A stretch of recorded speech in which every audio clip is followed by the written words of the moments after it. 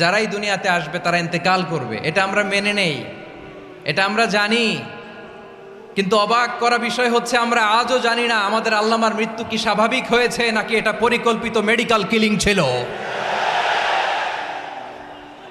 এটা যে পরিকল্পিত মেডিকেল কিলিং ছিল এটা ধারণা করার পেছনে অনেক কারণ আছে।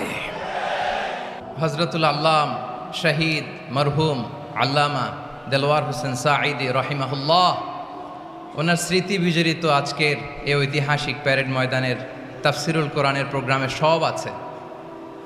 স্টেজ আছে,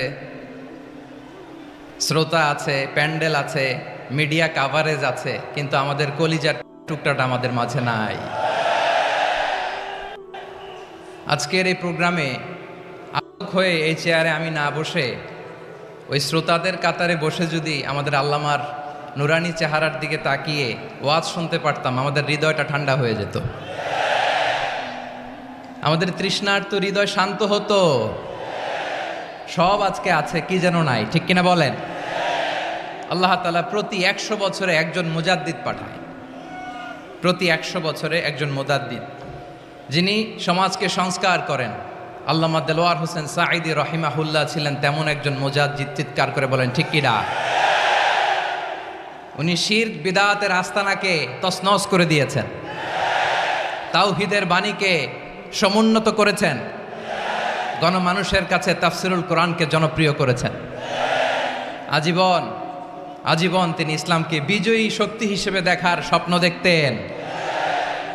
এত প্রাঞ্জল ভাষা, এত চমৎকার আধুনিক প্রেজেন্টেশন, গণমানুষের কাছে কোরআনের তাফসিরকে এভাবে জনপ্রিয় করে তোলার মতো ব্যক্তিত্ব আল্লামা সাঈদী ছাড়া দ্বিতীয় কেউ এই বাংলার ভূখণ্ডে নাই।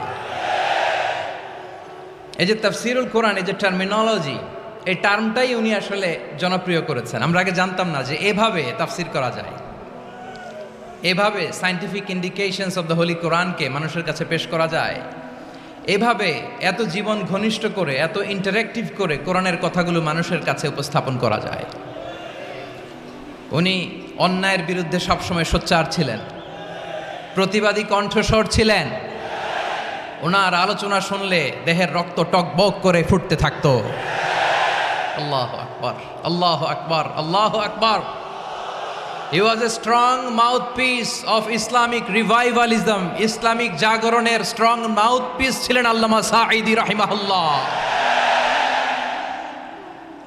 অনেক দোয়া পেয়েছেন, আমরা পড়েছি, এমন জীবন তুমি করিবে গঠন, মরণে হাসিবে তুমি, কাঁদিবে ভুবন।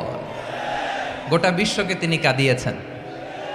আল্লামা যখন ইন্তেকাল করলেন, আমি তখন মালয়েশিয়া থেকে যুক্তরাষ্ট্রে একটা কনফারেন্সে যোগ দিতে যাচ্ছি, কাতার এয়ারলাইন্সে। মালয়েশিয়া থেকে দোহাতে নামলাম। দোহায় যখন আমার ট্রানজিট, তখন শুনতে পেলাম যে আল্লামা বিদায় নিয়েছেন। সোশ্যাল মিডিয়ায় শুনে বিশ্বাস করতে পারলাম না। মুহূর্তের মধ্যেই মাসুদ সাঈদী ভাইকে মেসেজ করলাম, উনি কোনো উত্তর দিতে পারলেন না। মাসুদ ভাইয়ের সাথে যখন কোলাকুলি করি, আমাদের শামীম ভাইয়ের সাথে যখন কোলাকুলি করি, মনে হচ্ছে আল্লামা সাঈদীর ঘ্রাণ পাই। শরীরটা লিটারালি কাঁপছিল, নিজেকে মানাতে পারছিলাম না, বিশ্বাস করতে পারছিলাম যে আসলে আল্লামা বিদায় নিয়েছেন। ইন দ্য মিন টাইম আমার সেকেন্ড ফ্লাইট দোহা টু নিউ ইয়র্ক, 12 ঘন্টার ফ্লাইটে উঠলাম, ইন্টারনেট থেকে বিচ্ছিন্ন হলাম। নামার পরে শুনলাম আল্লাহু আকবার, যেখানে ওনাকে কবরস্থ করার কথা ছিল সেখানেও কবর দিতে দেয়া হয় নাই। ছবিগুলো দেখতে লাগলাম, হাসিমাখা মুখ, হাসিমাখা নিথর দেহটা, মরণে হাসিবে তুমি, কাঁদিবে ভুবন। From east to west, from north to south, the entire globe, গোটা বিশ্ব ওনার জন্য কেঁদেছে, গোটা বিশ্ব কেঁদেছে। কাবার গিলাফ ধরে ধরে মানুষ চিৎকার করেছে। এর চেয়ে শ্রেষ্ঠ মৃত্যুকার হতে পারে? আমাদের আল্লামার আর কি পাওয়ার ছিল বলেন? আর কি পাওয়ার ছিল? কুল্লু নাফসিন যায়িকাতুল মাউত, যারাই দুনিয়াতে আসবে তারা ইন্তেকাল করবে, এটা আমরা মেনে নেই, এটা আমরা জানি। কিন্তু অবাক করা বিষয় হচ্ছে আমরা আজও জানি না আমাদের আল্লামার মৃত্যু কি স্বাভাবিক হয়েছে নাকি এটা পরিকল্পিত মেডিকেল কিলিং ছিল। এটা যে পরিকল্পিত মেডিকেল কিলিং ছিল এটা ধারণা করার পেছনে অনেক কারণ আছে। তিনি আধিপত্যবাদের বিরুদ্ধে সোচ্চার ছিলেন, ফ্যাসিবাদের বিরুদ্ধে সোচ্চার ছিলেন, রাজনৈতিক প্রতিহিংসার শিকার ছিলেন। এজন্য এটা মেডিকেল কিলিং হতে পারে এ ধারণা আমরা করতেই পারি। আওয়াজ করে বলেন ঠিক কিনা? যেই সময়টা আমরা কাটাচ্ছি এত সুন্দর সময় বাংলাদেশ আর পাবে না।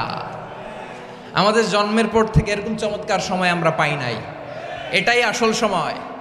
আমরা ইন্টারিম গভর্নমেন্টের কাছে দাবি জানাই, উচ্চতর তদন্ত কমিটি করে এটা কি হত্যাকাণ্ড ছিল নাকি স্বাভাবিক মৃত্যু ছিল, এই রিপোর্ট গণমানুষের কাছে প্রচার করে জানাতে হবে। এই দাবির সাথে কি সবাই আপনারা একমত? কারা কারা একমত হাত তুলে দেখান।